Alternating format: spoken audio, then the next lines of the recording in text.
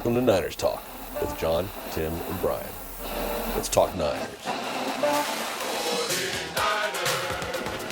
And Kittle's wide open and down to the 45. Sure, Fisher, let me ask you something. Okay, Coach, go ahead. How can 6 of you miss a play like that, huh?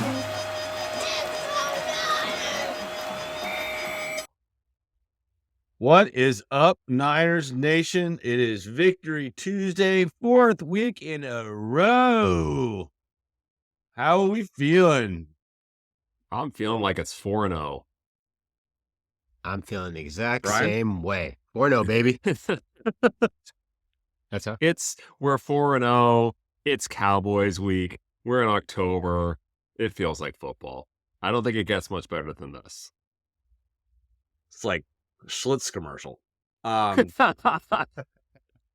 those of you turning... No, I think, John, I have to correct you, John. I think it was Old Milwaukee. I have to correct you. Ugh. Why do I know random beer commercial trivia? I just do. For those of you tuning in for the first time, my name is John. I'm joined by my brother Tim and my brother from another mother, Brian. We're three obsessed Niners fans who get together weekly to talk Niners football. And today's episode, we're going to be talking about the Niners' victory over the Cardinals and a Cowboys preview for Sunday Night Football. So if you have a chance, leave a review, give us a like, subscribe. We do this just for the hell of it, right, for the money. So we'd love to hear from you. So Brian, man, you got to actually go to the game. Tell us about the vibe at Levi's. It was pretty good. This was my first game of the year, so it was pretty exciting to go. The tailgating section was crazy as always, especially in the the main lot right in front, which I think it's green lot 1. Barbecue pits, people throwing footballs, obviously people drinking, a lot of music, a lot of dancing. It was fun. The tailgate that I went to was a little on the quieter side. It got pushed out to the blue lot, which was like on the dirt ones right behind it, but it was just as good too. Great food. It was a great experience, great vibe. I think people were just looking forward to getting this game over with. And there was a lot of people, I think, talking about targeting the Cowboys for next week. But, not a lot of Niner fans were, I think, crazy about going to this game. I think just because it was the Cardinals of all things. But they're definitely ramping up the excitement for the Cowboys. I could just sense it and feel it because every time during the game, whenever there was a score again in the Dallas and in the Dallas game, they were showing that on the big screen. So, it was pretty good. Cool. Yeah, great experience. That's awesome. Yeah. Well, there was a bit of sad news this week. One of the more colorful tight ends, kind of a precursor to George Kittle, Russ Francis, passed away in a plane crash in upstate New York. And for those of you who know the history of Russ Francis, him dying in a plane crash is not unsurprising because of what he used to do. So, Tim, you're kind of our resident 49ers historian. Give us some thoughts on Russ Francis. Yeah, first of all, condolences to Russ Francis and his family. Like you said, very colorful character, but very integral part of the 49ers. Second Super Bowl 19, he was brought out of retirement. He was convinced to come out of retirement by Bill Walsh. He joined the Niners in 1982. He was a terrific, blocking, catching tight end, but very colorful personality, both on and off the field, and a couple of stories. Russ used to like to, you mentioned, he was a pilot, and when the 49ers would have their training camp in Rockland, Russ, much to the chagrin of the 49ers, management used to like to buzz the 49ers practice fields in his Cessna, coming treetop level. The other was, I think it was the offseason, he told Bill Walsh that, I'm going to go out and try to set a land speed record in the, Mojave Desert. Bill Walsh says, well, I don't want you to do that because if you get into an accident, you might get injured. And Russ Francis said, if I get into an accident, you won't be able to find my watch.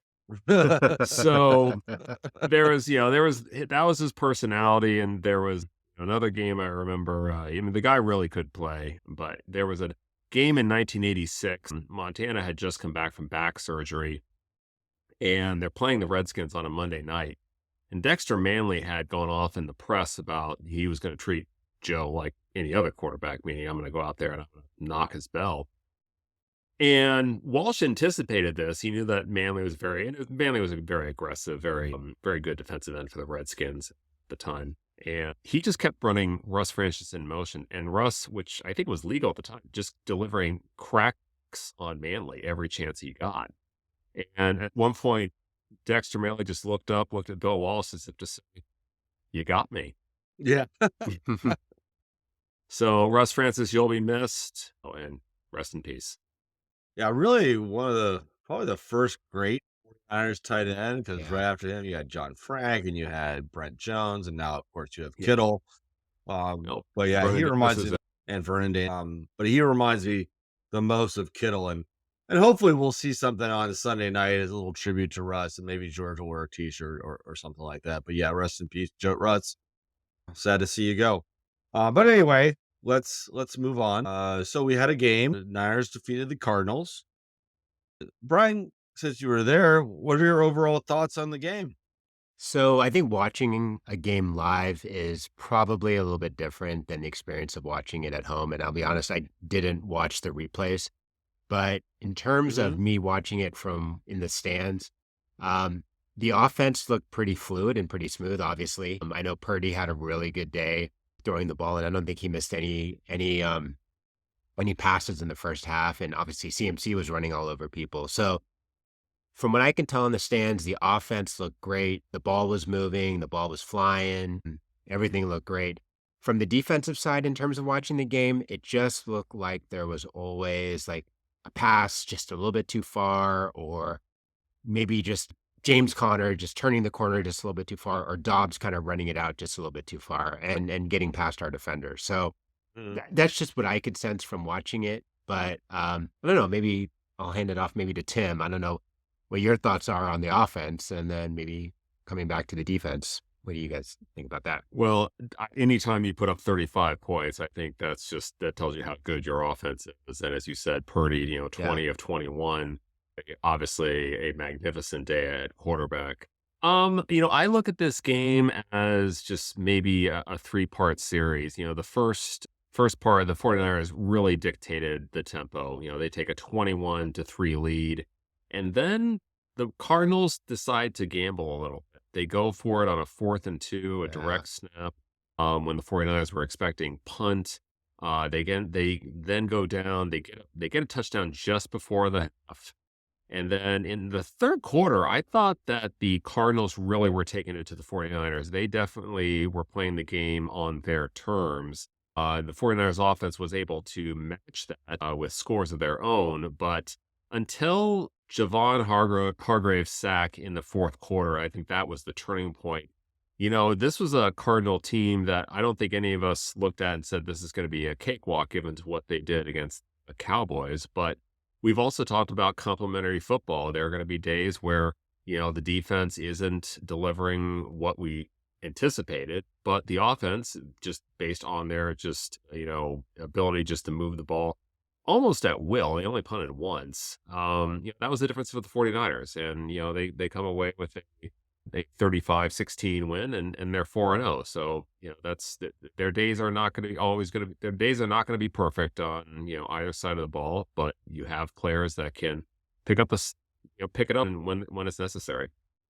John, what do you thoughts? Yeah, I watched the game on a plane ride home, and thankfully the internet is really good on American Airlines. It's just like, well, I just watched it on my phone. Really, I have to say the Cardinals are a good football team, and frankly, the NFC West is the best division in the NFC right now.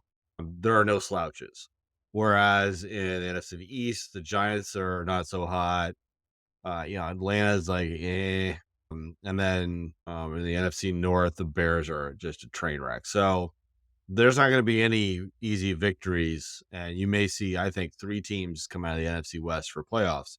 Yeah. The Niners offense was the story of this game. They looked really good. Brock Purdy, 20 for 21. He just puts the ball in the right place every single time. And one of the things I really noticed about him this time around is he always hits everybody in full stride. And that's one of those things, like, they're just, you get a Debo and Ayuk and they're in full stride, they're going to keep on going. So it was really impressive. Christian McCaffrey had a career day. He probably could have had 5 touchdowns, but the offense is what carried the day. Defense looked a little bit off. And again, I thought Dobbs was particularly good. Yeah. He stayed in there Oh and took yeah. some pretty big hits.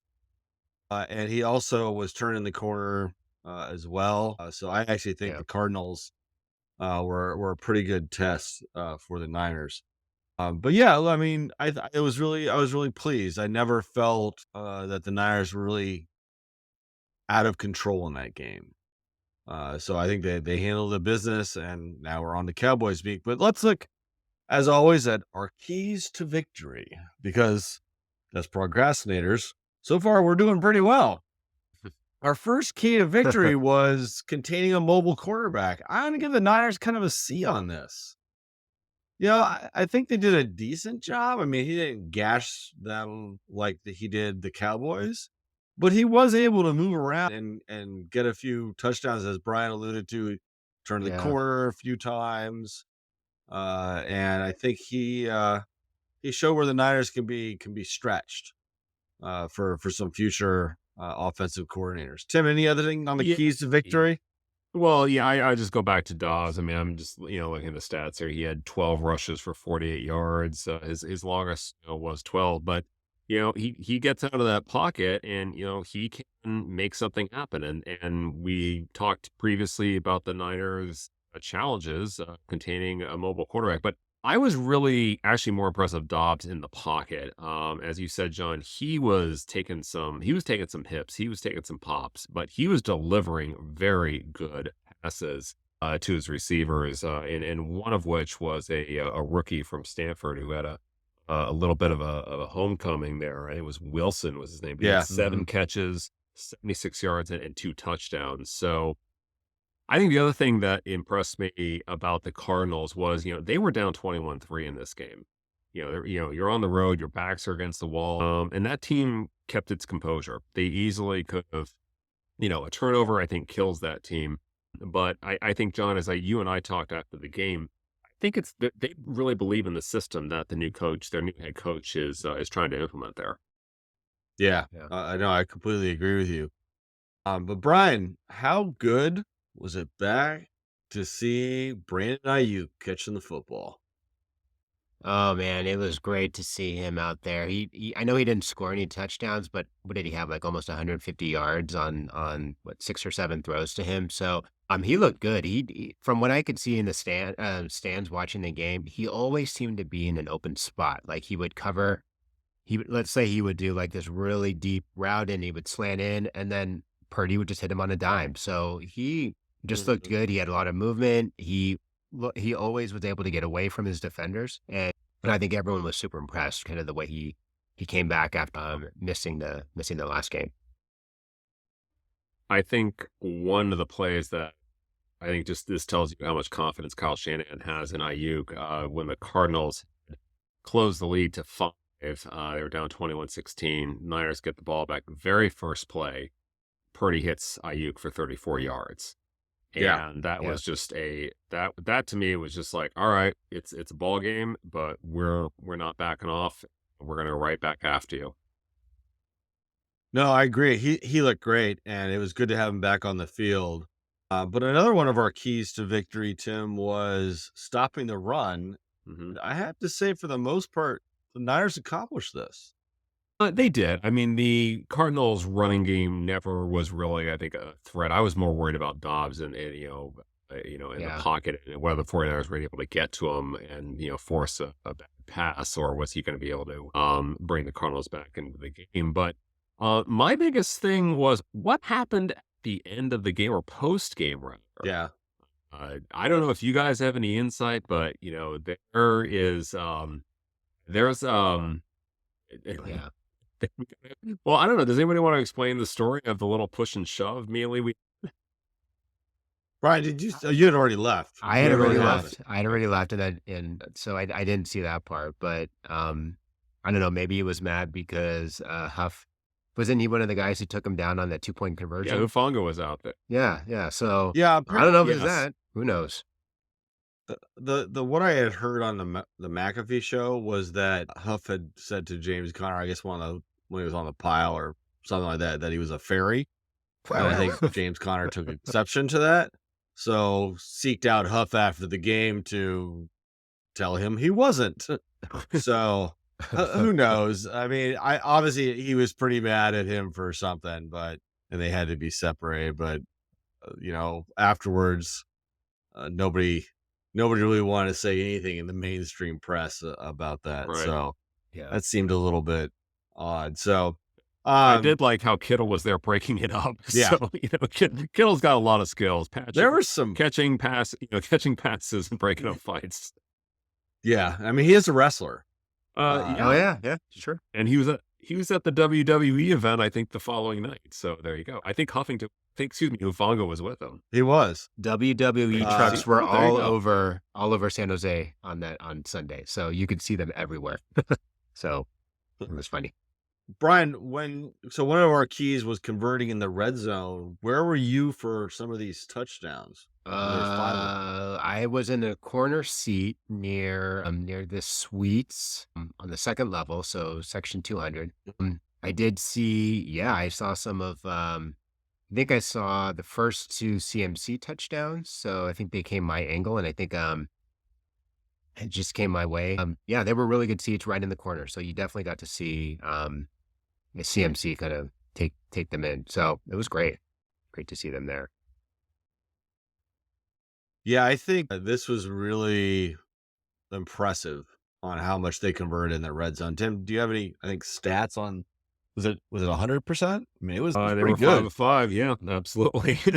there's no doubt about that. No, I mean, five touchdowns. I mean, and of course 4 by CMC. So you guys know I love field goals, but I love touchdowns just a little bit more. Yeah, we should explain that to our listeners. It started as a joke on the text string, and because for the longest time, I think 2019, every first drive was a field goal. We're like, oh, Tim loves field goals. But really, we all hate them. So, unless they're Robbie Gould sending the Packers home. So, yeah, and then this is the last key of the game. The Niners were serious about the Cardinals. They didn't look past them. If the Cardinals had come in 0-3, it might have been a different story, but I think the Dallas game woke them up. Yeah, and definitely. Yeah, so I was really impressed. So yeah, out of the 5 keys to victory, I think they got 4.5, which translates into a blowout. Absolutely. All right, well, let's move on to one of my favorite parts, stars of the game, and it's not Taylor Swift. So,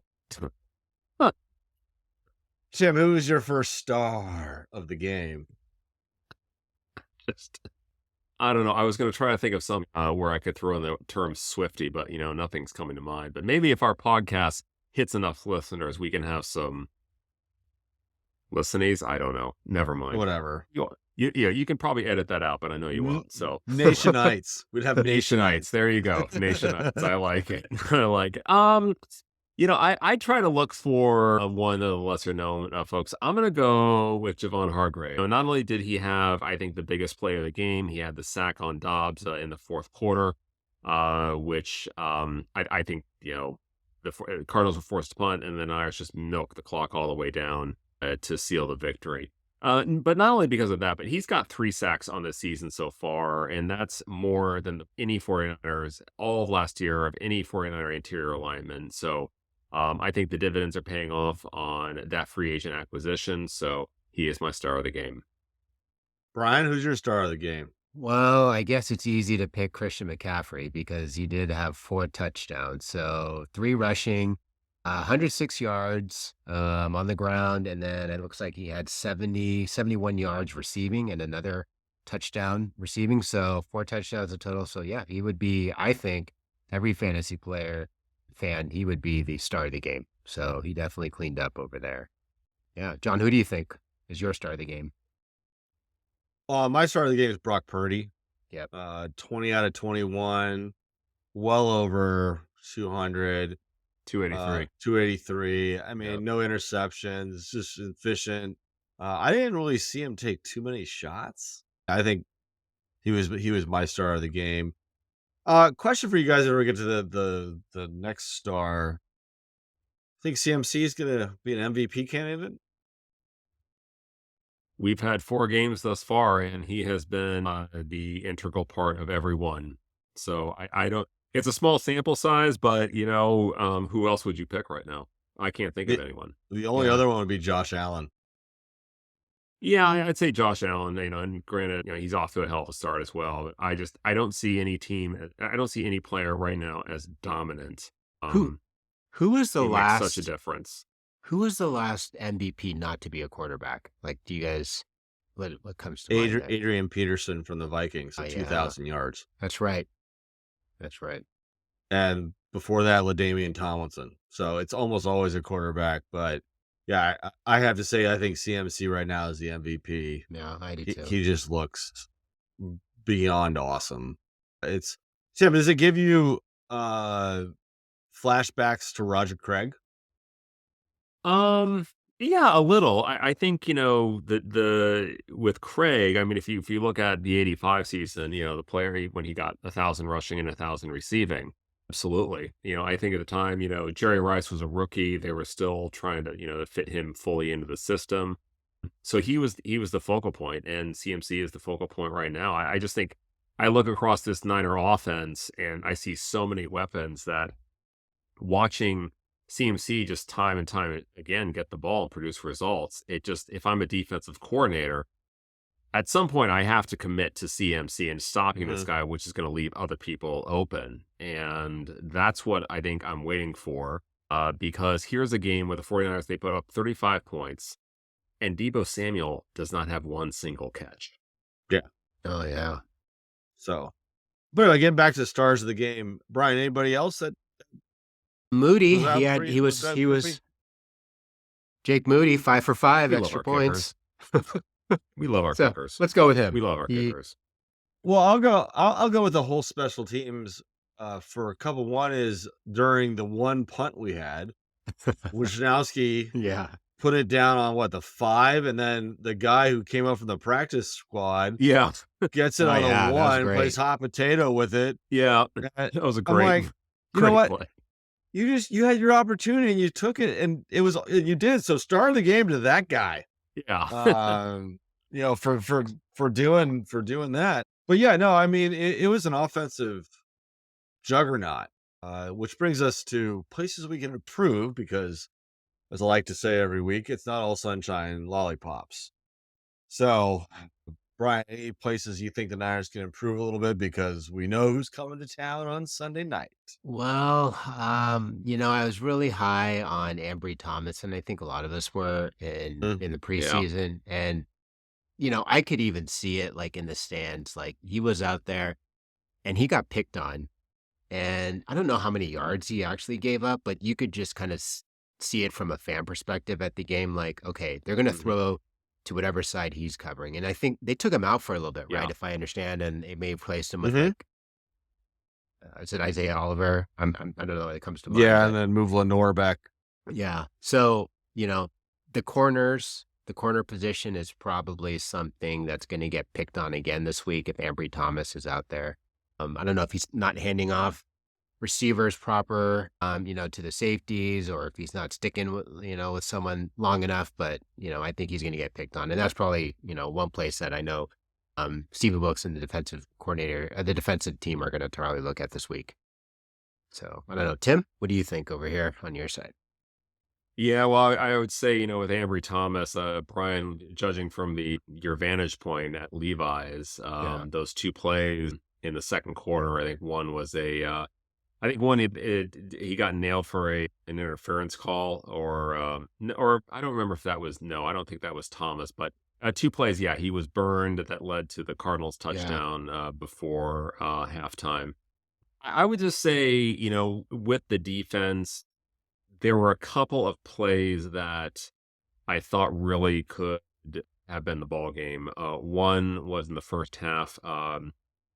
Fred Warner had a shot at an interception just before the half. That could have been just, I think they could have put the Cardinals away before the half. Various Ward had a shot at an interception in the fourth quarter, and unfortunately, he just lost the ball in the sun.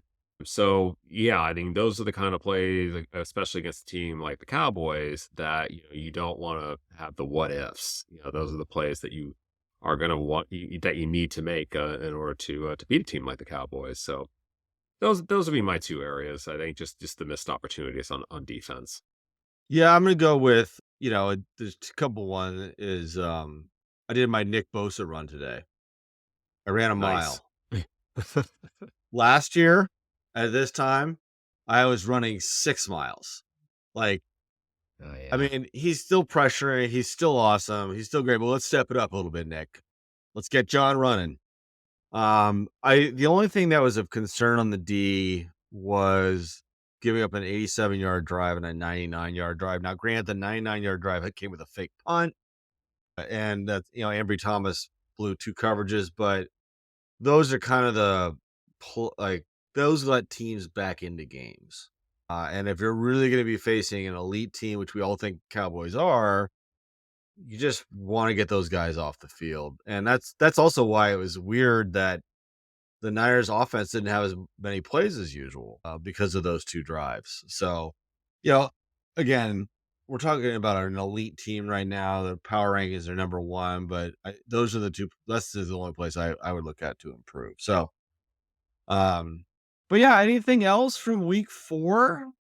No, No, it was I know we're going to get to it, but we had the Cowboys game circled the moment the schedule came out back in April, May. So we need to start talking about that. They win against the Cardinals. I think it's time to move on.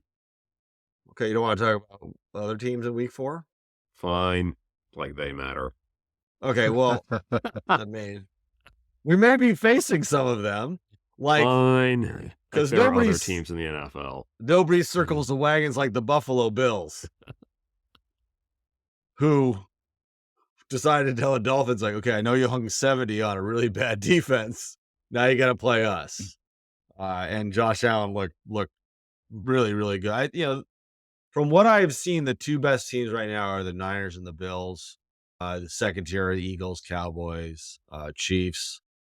But Bills look great. Brian, anything else? I don't know how much you got to see of week 4. All I did Anything was, else that looked interesting? well, I did follow the Miami Buffalo game, but I didn't Mhm. I didn't watch it all that much. But yeah, I guess I didn't. I know all the scores, but I didn't watch them each individually to find out who did what and what was big. But yeah, I expected Miami though to Cool. show up a little bit more. So kind of in that game. Yeah, I did too. Yeah. All right, Tim, what about you? Anything else that stuck out because there was a lot of games at 1 p.m. slot before the Yeah. Niners came on. I think I was a little surprised by how quickly and out of hand the Patriots-Cowboys game got. I mean, I looked up and all of a sudden it's like, 28-3 at the half. I'm like, well, I thought Belichick would be able to do a little better, Mhm. but when you're giving up defense, when the Cowboys defense is picking up 2 touchdowns, that's obviously a bad day at the office for Mac Jones and the Patriots. So that was the only one that kind of like I raised my eyes. I think the only ones that I kind of just sort of went. I'm glad I'm not a fan for that team is the Bears, number 1. I just think talk about an implosion of a season, and then watching the New York Giants last night, I just thought, my goodness, what happened from a year ago when you made the Mhm. playoffs? So, Mm-hmm. yeah, and of course they were playing Seattle, and you all know how I feel about the Seahawks, as does every passionate Yeah. Niners fan. So, I think that was one of the key reasons I was glued in on that game, and so disappointed in the Giants, of course. Yeah, and another one that's kind of a sleeper, and then we'll move on to how I was betting this week, is Baker Mayfield. It's nice to see Baker kind of back. Oh yeah, yeah. And I'm kind of wondering if we're going to see a progressive ad in his new home stadium. You stole my line. Oh. It is what it is. But yeah, I'm glad to see him be successful. Because he was basically forced out of Cleveland, didn't have a really good time with the Panthers. Had that great game last year with the Rams where he just came in and winged it around. And now he seems like he's got a home with the Bucs. So hopefully he continues, except when he plays the Niners in November. So moving on. So let's look at, John's betting results. I had a pretty good week. I was 4-2. So overall, I'm 13-10-1. So I'm very much in the positive. Brian, I'm going to give you props for this one. Brock Purdy, I did bet the prop bet. He was over 230. Good job. Yeah. So thank you for that. Won that one. Pittsburgh was -3 over and lost to the Texans. And Pittsburgh's offense is, they don't have an offense. Yeah. Kudos to D'Amico Ryan, doing a good job with the Texans. And CJ Stroud looks like rookie of the year. I would say him and Nakua are the two front runners. Yeah. Miami Buffalo, I bet the over at 53.5. That was a track meet. Cleveland -2.5 against the Ravens. Well, if Deshaun Watson, he didn't play, and that was like a last-minute scratch. I'm like, well, crap, I can't get my money back there. The Vikings gave me a little bit of a scare. It was -3.5 over the Panthers, but I ended up winning. Kirk Cousins, thank you. And the Rams looked great for 3 quarters, +1.5 over the Colts. Colts came storming back. Kudos to their new quarterback. But yeah, sweat that one a little bit on the plane. But Matt Stafford was able to do well. So, and then in my survivor pool, the Chiefs did do it. They beat the Jets. Although this is one of those weird things about betting.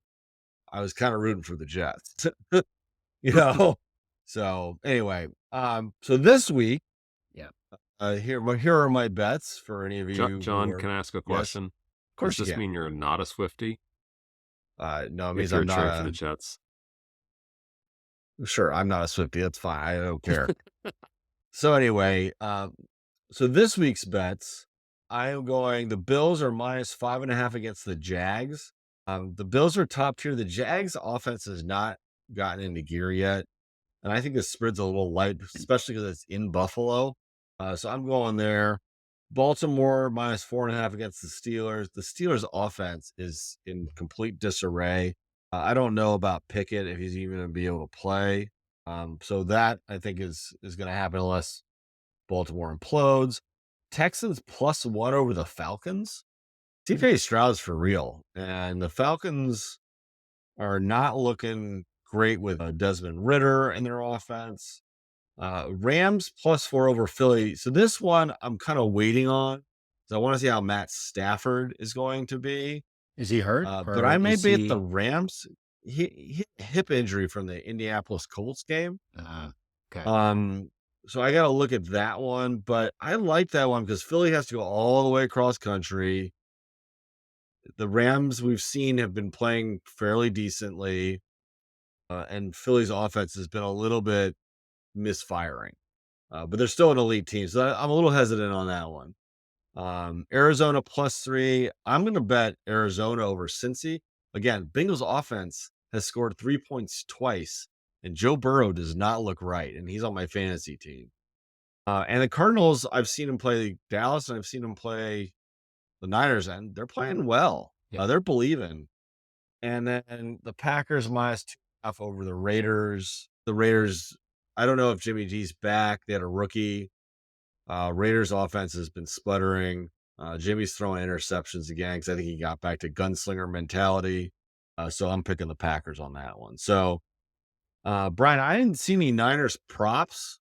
I probably will not bet anything prop-wise here because this game's going to be tight. Yeah, I didn't see any this week. I was trying to look for some to prepare for this podcast, but I didn't see any as of right now. So today's Tuesday. Yeah. So the only thing I saw was Niners -3.5, and then the over/under is 45. So that's all they're too close to even think like one's going to be better than the other. So, and then my survivor pool, I'm going Bills over Jags. So see if I can make it to week 6. So. Speaking back really quick, John, to the over/under for the week 45, I'm kind of leaning, like if I was to bet, which I don't usually do, but I would think this week would be kind of leaning towards the under. I don't know. What do you guys think about that? Because I think it's going to be a tight game. I don't think there's going to be a lot of scoring, and I think there's going to be a big grudge match from, the playoffs from last year. So if I was to bet, I would think it would kind of lean towards the under on that one. I don't know. Any So thoughts? this is where I'm like, I can't really make a decision because both teams can run the ball fairly effectively, but both teams can also gash you very quickly with big plays. Yeah.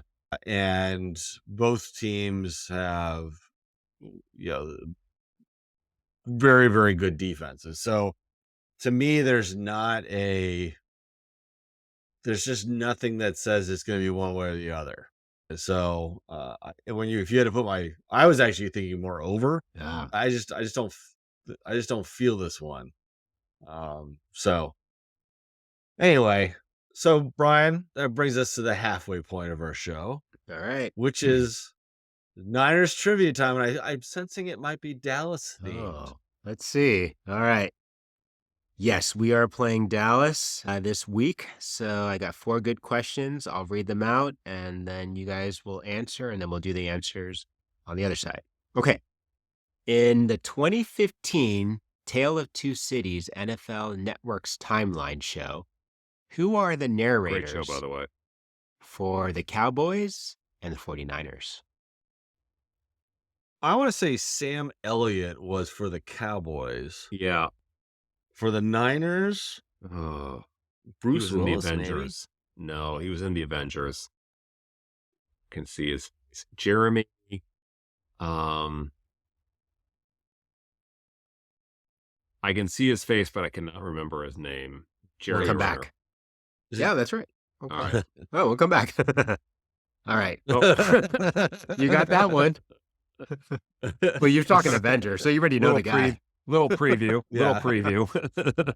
All right. Let's move on. In the next one. Okay, so in the catch game in the 1981-82 NFC Championship game, this is a 3-parter question. So All right. obviously we go to the Super Bowl. Mhm. Number 1, what down was the catch on? What yard line did the play start from? And number 3, who was the number 1 option on that play? Brian, I'm gonna- can you ask me something hard. Well, I'll go first because I'm not Okay. super sure about this. I'm going to go 3rd down on the 3. Freddie Solomon was the first option. All right. Tim? It was 3rd and 3 from the 6. Freddie Solomon was the primary receiver. Final answer? Yes. Okay, moving on. Question. There are 3 players to win Super Bowls with both teams. Name those 3. And for bonus points, see if you can name them all. All the Super Bowls. Charles Haley, Deion Sanders, and Ken Norton Jr. I'm sorry, there were how? I didn't Was say it how Tim many. Bryant? Yeah, I didn't say how Oh. many. Oh, I okay. thought you said 3. Oh, those did I are say my said 3. Yeah, I would say the same as well.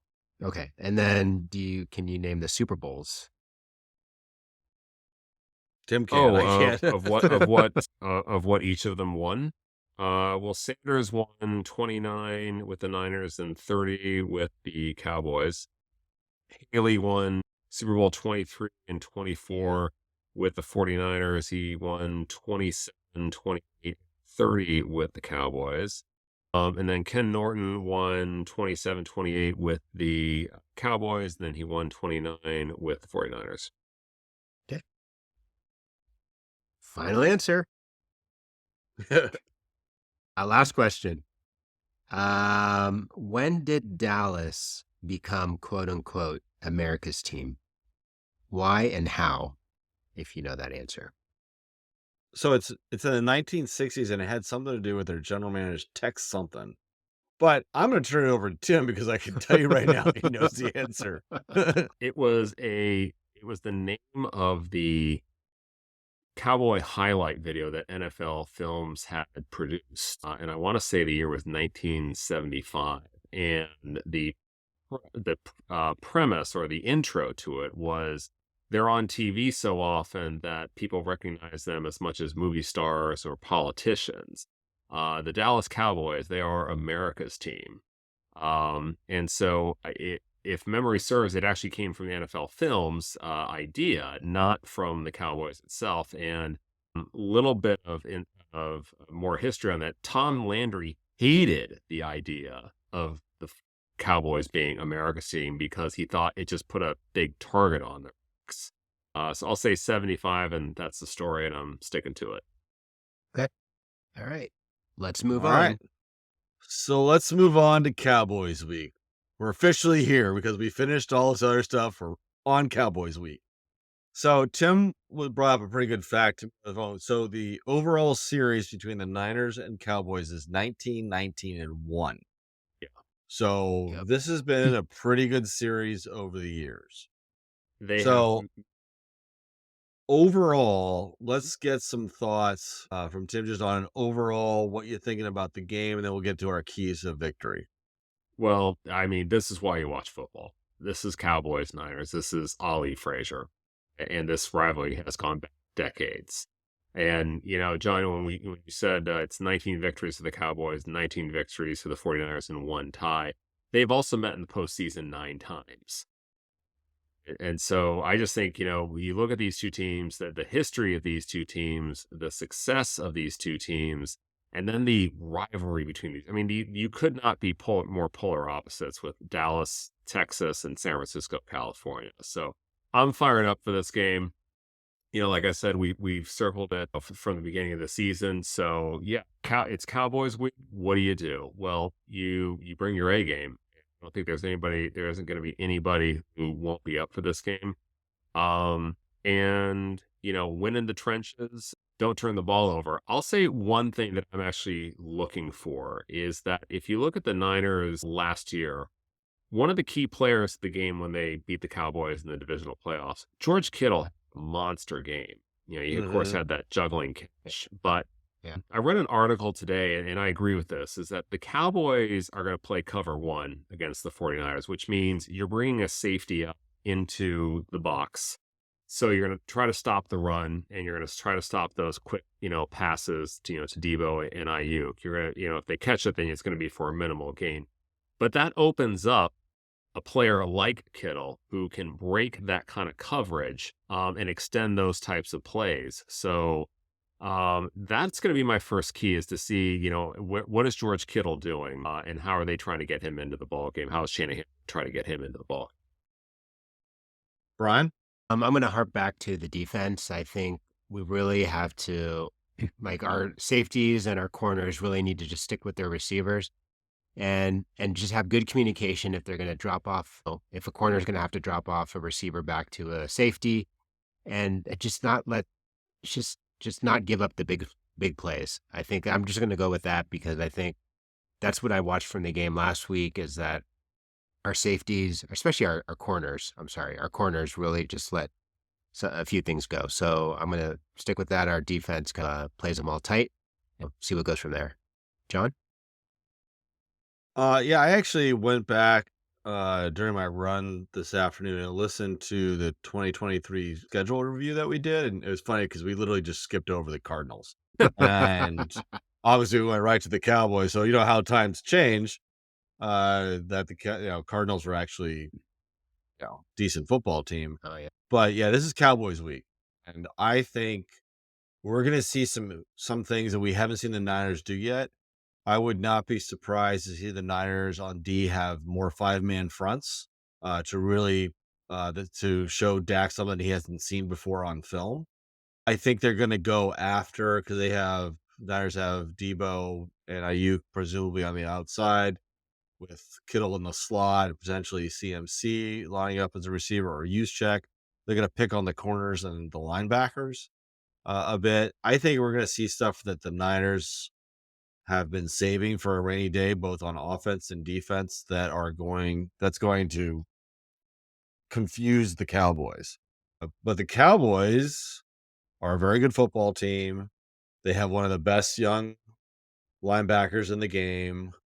And then Dak is Dak. I mean, he's a very, very good quarterback who's Yeah. sometimes prone to mistakes, but it's going to be a game.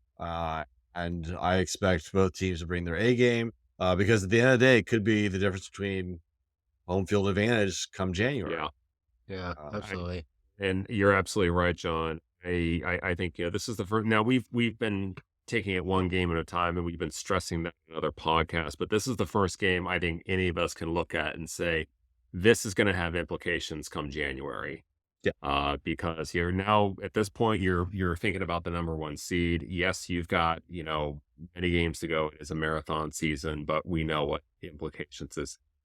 I don't know if we've mentioned Micah Parsons yet, but I would, as you said, John, this is Colton McKivitz. We'd circled him as a potential Mhm. spot. So, all right, you're Kyle Shanahan. Do you block him with an additional tight end like a dwelling, like you keep killing, or do you just run away from him? Well, let's get to our keys to victory because that was one of them. Was Mhm. always know where Micah Parsons is because he Yeah, moves around a lot. I expect him fully to go up against Colton McKivitz, but this is a game where I think Purdy is going to have to be like, okay, Parsons is over here, or Parsons is now as a linebacker. Now he's on the end against Trent Williams. I would expect the Cowboys to run a bunch of stunts where they have Micah come straight up the middle into Brock Purdy's face. But I think one of the keys to the game has to be like, where's Micah Parsons? yeah. Because he's a game wrecker. He's wrecked at least 2 or 3 games this year. You just have to account for him. Brian, any other keys for victory for the Niners over the Cowboys? Well, I love to see, our defensive line get a little bit more sacks. I think there was only like Mhm. what 1 or 2 last week, and obviously you've called it out. The Bosa run is only 1 mile, so you'd love to see more of that and him to get more pressure. I mean, I know he's getting Bosa's definitely getting attention, but I just feel like he's not hitting home, like they were used to seeing. So just love to see a lot of pressure on Dak. And you're right, just kind of rattle him a little bit. If it takes the 5-man front to do Mhm. that, love to see that. See him on this back. Tim, another key to victory? Well, it's going to be turnovers, and I think one of them was getting to Denton. He threw 2 critical interceptions in the playoff game last year. Deontay Lenore had one that set up a field goal, and then right before that, Fred Warner made one of the best plays I think all of last season. That ended up taking points off the board from the Cowboys just before that. So, Oh, yeah. yeah, I mean, going on what Brian just said, if you can get in there, you push him around. As you and I chatted, John, you want Dak to think he is the only way. He's got to carry the team, and he starts pressing things and maybe starts forcing throws, and that can give the 49ers an opportunity on defense to make a huge play, a big turnover. Yeah, I'm going to go also with the red zone. And I think Mhm. this is the only place that I see that the Niners have a very big advantage over the Cowboys so far this year. The Niners have been excellent this year in the red zone. The Cowboys have not. And that you can look at what the Cowboys did against the Cardinals, and their defense has been doing a lot of scoop and scores and pick sixes and things like that. But if the Cowboys want to beat the 49ers on Sunday night, they're going to have to score in the red zone. If the Niners keep them to field goals, I mean, I know this is all football basics, but the Cowboys have not been good in the red zone this year. And that's where I think the Niners really do have an advantage. Tim, anything else that comes to mind as a key to victory? Well, you talked about establishing the run, and I think just we saw how good the Cowboy defense was last year. I mean, it was the first time. It's definitely the toughest defense that Brock Purdy, I think, has faced. I'm not going to count the Eagles because he pretty much wasn't out there, and when he was, he Hmm. couldn't do much. But the Cowboys they really did corral the 49er offense for quite a bit. I mean, McCaffrey had only 35 yards on 10 carries. Actually, Elijah Mitchell was the leading rusher in the game. So, yeah, if the Cowboys are going to bring an 8-man into the box, but the Niners are able to establish a run, I think the 49ers will be successful. Yeah, I think if the Niners establish a run, that's definitely going to be a key to victory. Brian, you brought up an interesting point. Trey Lance is no longer with the Niners. I was just Trey kind of Lance is a Cowboy. I was thinking to myself today, like, wait a minute.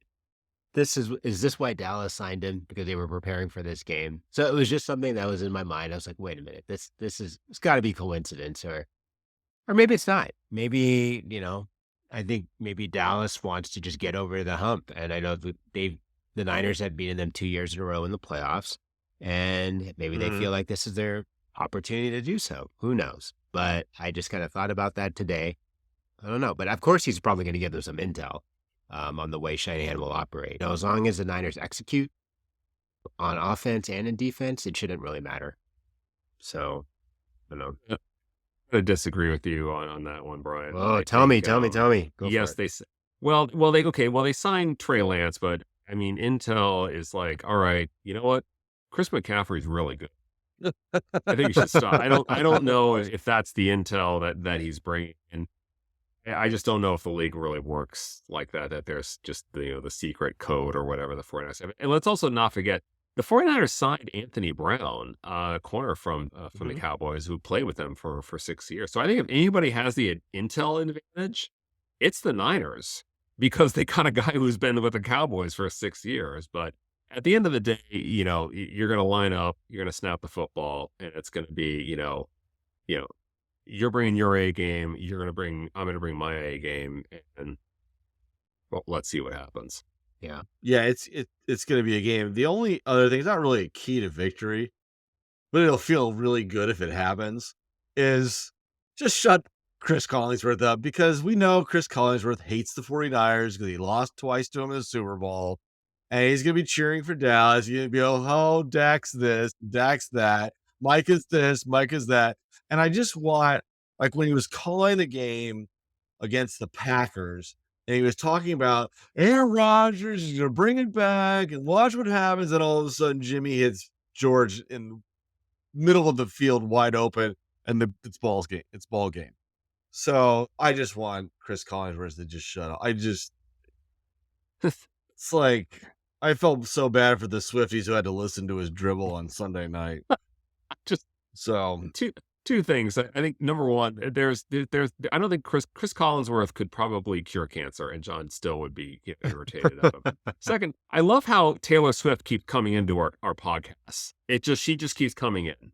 Well, on a somewhat of a serious note, it's awesome that so many other people are being turned on to football, because I think it's a great sport. And as Tim and Brian and I have alluded over the years, it's a real family kind of thing, because you watch it and, it's got food and, making homemades and Krabby snacks, and we're doing those kind of things. So, for a teenage daughter who might have zero interest in football to join her dad and watch a little football, Yeah. because she's a Swiftie, I think that's kind of cool. That's cool. And if we could just shut up Chris Collinsworth, that would be awesome too.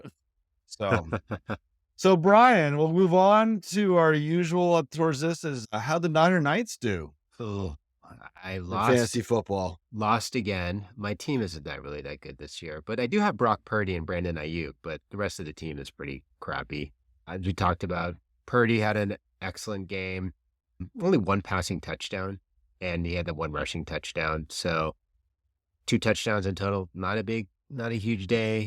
21 points in fantasy. And then I think Ayuk obviously has 148 receiving yards, which is about 14 points.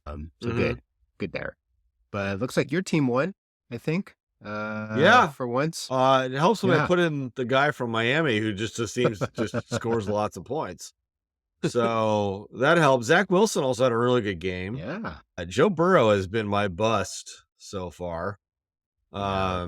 So I don't know what's going on with him, but yeah, no, it was good. Good win. See if we can't keep it going for another week. But yeah, so Brian, tell us how we did. I gotta admit, Brian, you were really up against it this week, because I was about to say Tim could probably tell you the score of all 20 of the Niners victories and that tie.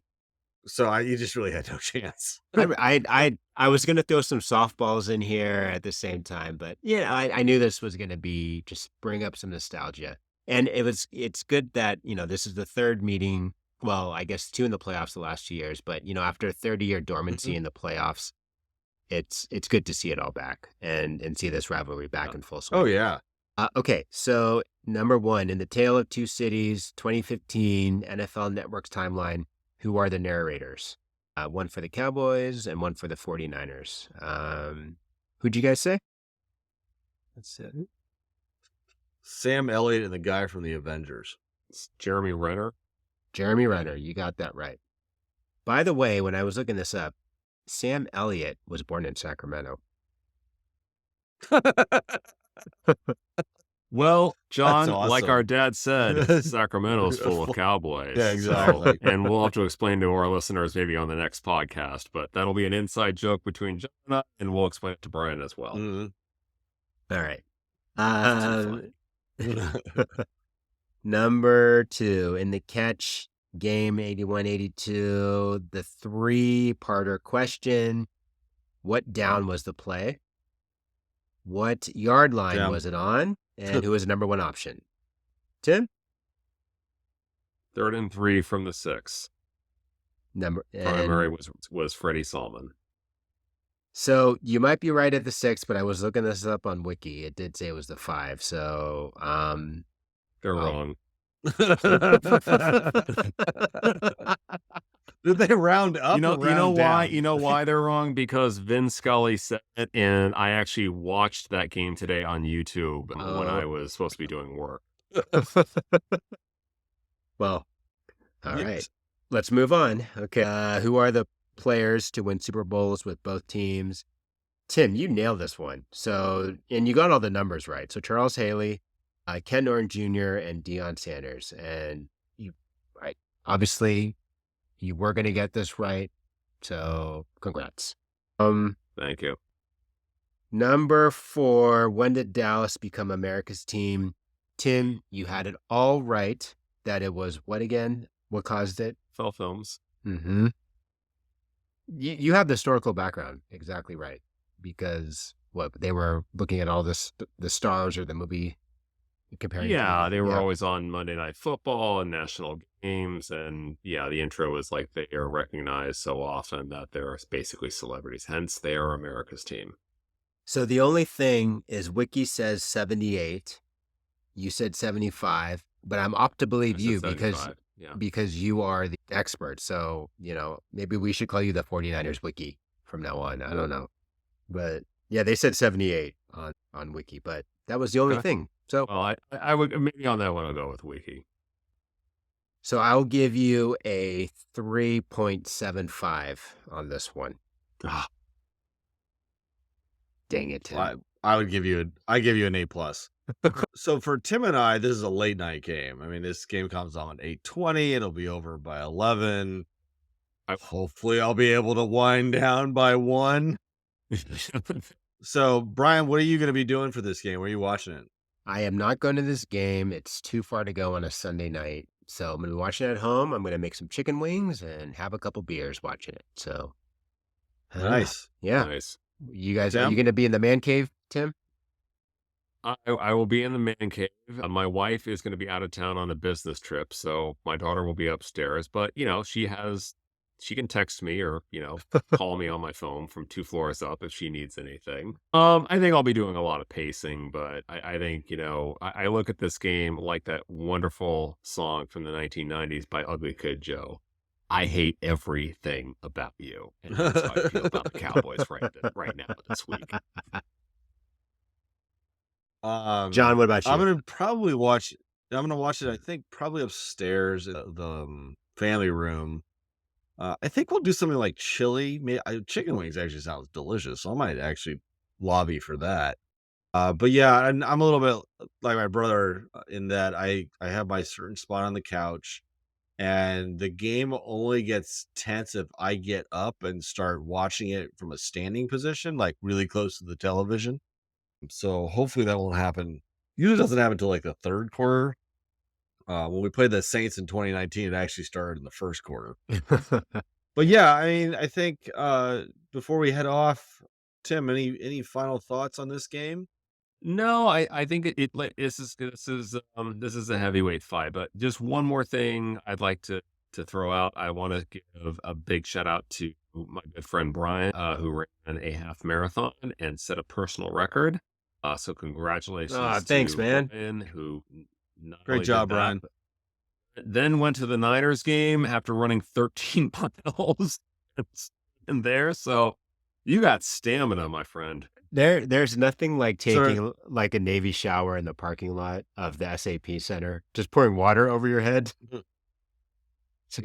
So you try not to smell going to Right. I had no time to go anywhere. So I just, I did what I had to do. And then I had to, I texted you guys this, but because I was running late and I couldn't find parking, Missy, my friend, recommended just park at a BTA station, jump on the train. I will recommend that hands down. If you're ever running late to a game, do that because it'll get you into the stadium probably much faster. Because I saw those parking lines.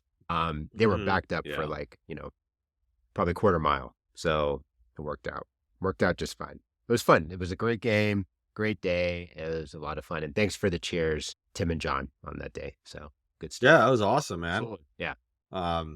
If we lose against the Cowboys, you're going to have to run 13 and a half miles to get this Gosh. back on track. I might have. Yeah, I'm really excited for this game. Probably the most excited I've been for a Niners game this year. It's going to be a build-up all week. It's going to be fun. It's going to be Sunday Night Football. The anticipation on Sunday will be going up and up and up and up until game time. And then we'll see how it goes. I mean, football is any given Sunday. So I'm super excited. I think it's going to be a game. I think I'm going to play golf before it, just to see how I do. And, when I play golf before games, apparently we do pretty well. So I'll keep up that trend. Plus, I like to play golf. So, but yeah, other than that, thanks for tuning in. I'm John, joined by my brother Tim, my brother from another mother, Brian. Just say peace out, Niners Nation. Let's keep the Victory Tuesdays going. And we'll see you next week. Later. Later. Thanks for listening to Niners Talk. Stay faithful.